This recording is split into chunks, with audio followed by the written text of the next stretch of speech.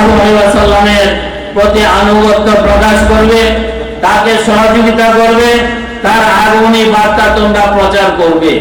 তাহলে দয়াল নবীজির গুরুত্ব সমস্ত নবী রাসূলগণের চেয়ে কম না বেশি?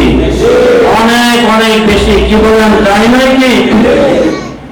মহান আল্লাহ রাব্বুল আলামিন সূরা নাহলে সুন্দরভাবে বর্ণনা করেছেন, কিয়ামতের দিন আমি প্রত্যেক সম্প্রদায় হতে তাদের নবী সাক্ষী হিসাবে উত্থিত করব এবং আপনাকে তাদের সত্যায়নকারী হিসেবে আনয়ন করব।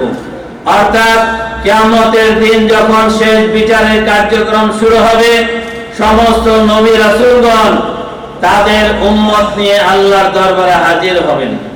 এরপর আল্লাহ রাব্বুল আলামিন সেই নবী রাসূলগণের শনাক্ত করার জন্য, সত্যায়ন করার জন্য, সার্টিফাই করার জন্য দয়াল নবীজি রাহমাতুল আলামিন হযরত মুহাম্মদ সাল্লাল্লাহু আলাইহি ওয়াসাল্লামকে তিনি সামনে এনে হাজির করবেন।